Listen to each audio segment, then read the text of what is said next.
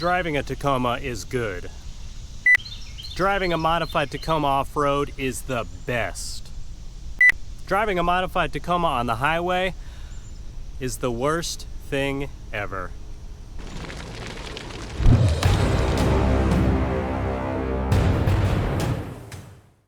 Welcome back to the Tacomaholic channel, everybody. What?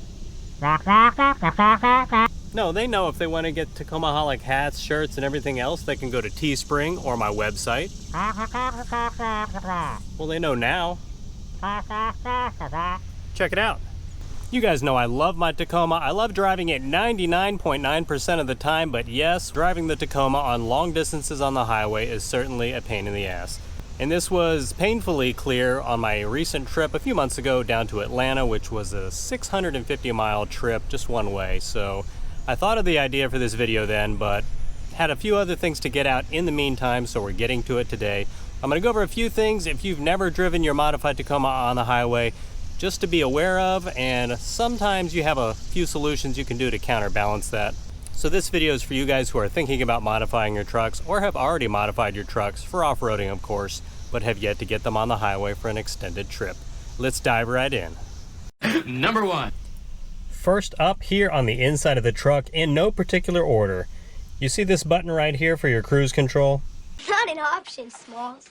Forget about it. Well, if your Tacoma is lifted with bigger tires and a ton of extra weight from armor or whatever, you can completely forget about using the cruise control feature on your truck on the highway, unless of course you're driving on a perfectly flat road or on a downhill road, which, how often does that happen really? Because of all the added weight and all that, even on a slight incline of just a few degrees, so you have your cruise control set at a certain speed, just adding a degree or two to the incline is going to kick that up, so the revs jump up like 500-600. You know how it is, where it's like flooring it instead of just easing into it. I have tried many times and it just doesn't work on my truck. If you have gotten the cruise control to work with your modified heavy Tacoma on a highway, let me know how you're doing it, because that's got to be magic. Number two! Second on the list is the general comfort of the seats. Now, just driving around town for short trips, even up to an hour, it doesn't really bother me. I know some people really complain about the seats, just, you know, even on short trips, but I haven't noticed that. But it's on those really long drives that it really starts irritating my lower back and even my legs a little.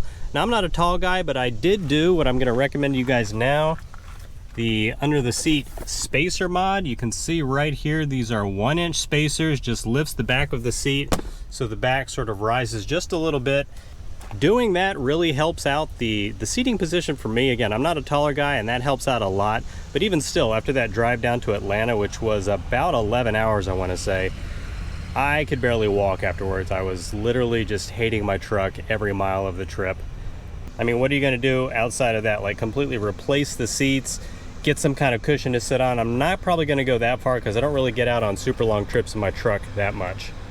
So if you have never been on an extended trip in your Tacoma, be prepared for that. That is probably one of the most common things I see people complaining about their trucks on those longer trips. So bring some Advil, some Nuprin if they still sell it. Little, yellow, different. Maybe even a little Oxy, whatever you need to get the job done. Number three. And next up is the road noise in general, specifically from the type of tires I am running. These are mud terrain, so of course these are going to make way more road noise at the higher speeds than regular street tires, whatever came with your truck, or even like all-terrain tires. So yes, I knew that getting in, that they're going to be loud. They're honestly not as loud as I thought they were going to be. And again, driving around the city doesn't really bother me at all.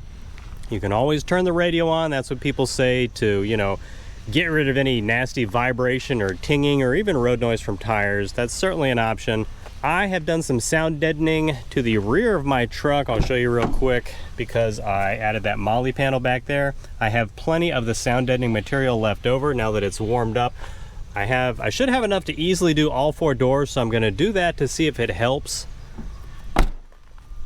Even doing the back, since I'm not running the seat, that helped a lot with that added foam. So I'm hoping once I get the doors done, that'll make a huge difference. And I'm even thinking of going, not to the extreme, but just taking it another step forward and pulling the roof and the floor carpet off and putting some sound deadening material in that, because honestly I've heard doing that is way better as far as like actually blocking the noise than doing the doors. However, since it's easier to do the doors, I'm going to go ahead and do that first, show you guys how to do that. So, road noise, unavoidable if you're running more aggressive tires, but gotta have the tires, guys. 4. And another thing, since we're talking about tires, if you have added larger tires to your truck, I'm betting 99% of you have not recalibrated both your speedometer and odometer on your truck. I'm not even sure if that's possible. I haven't seen how to do it, and it doesn't really bother me that much. But if you do have larger tires, I've got 33s, the 285, 75 R16. Remember, your computer still thinks you have, I think that my truck came with 31-inch tires, so the computer still thinks I have 31-inch tires. So if I'm going 70 miles an hour on my speedometer, which is not recalibrated, in actuality, I'm probably going about 75 miles an hour. So keep that in mind. Watch those speed traps, sort of keep up with traffic. Don't, just be alone by yourself going what you think is the speed limit when you're actually going maybe 5 or 6 miles over. Same for your odometer. If your odometer says you've gone 10 miles, you've probably actually gone 10 and a half or maybe even 11 miles. And I've noticed that a lot. Like when you see the road signs that say, so-and-so city is 100 miles, and I check on my odometer to see, and like 90 miles later on my uncalibrated odometer, I'm there. So just be aware of that. Hate for any of you guys to get speeding tickets that are unwarranted because you honestly didn't know how fast you were going because you forgot to take into account your larger tires. Number 5 is alive. And saving probably the best for last, the next up, easily the most touchiest subject for this application is your miles per gallon. I don't have to tell you, the miles per gallon on the Tacoma is probably not what you wished. On the highway, if you're driving a heavy modified Tacoma, it's going to be even worse. It makes sense if you think about it. You're adding all this weight to your truck, the heavy tires, more wind resistance driving down the road, not going to help out your MPGs at all. However, if you are just a little bit patient, you will be able to squeeze a ton of extra miles per gallon out of your truck, save you that gas money that you can spend on more sweet Tacoma mods.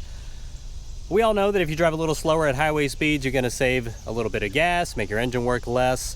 For mine, if I'm going like say 70 miles an hour, my RPM range is right at 2,000, but if I drop it down to 60 miles an hour, which it might sound like a lot, but it's really not that big of a difference if you're looking at like an extended trip, it drops from about 2,000 RPMs down to about like 1,600 or 1,700, and that few hundred RPMs really adds up fast. I discovered this in person riding out with my buddy because he was driving at a slower speed to keep his engine temperature down for, I think, his radiator, something like that, just to monitor that. So we're going 60 miles an hour instead of 70, probably for about 3 hours, and I probably got an extra 5 miles per gallon out of my truck, which is friggin' amazing. I couldn't believe it. I knew I'd probably get a couple extra, but I was blown away by the extra miles per gallon.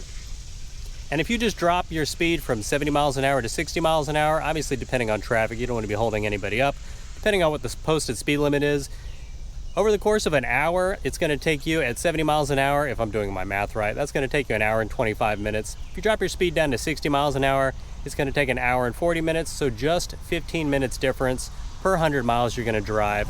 But believe me, when you see that gas line floating higher and higher versus what you're used to, I think that extra time is really going to make it worthwhile. Check it out, let me know what you think. All right, everybody, thank you so much for supporting the channel by watching this video. Longest trip I've been in my truck is about that 650 miles from here, Northern Virginia, down to Atlanta for the last Atlanta takeover. Comment below, let me know what your longest trip is, and if you have anything else to add about what you hate about driving your modified truck on the highway and possible solutions. As always, thank you so much for stopping by. Enjoy the rest of your week, and I'll see you in the next video.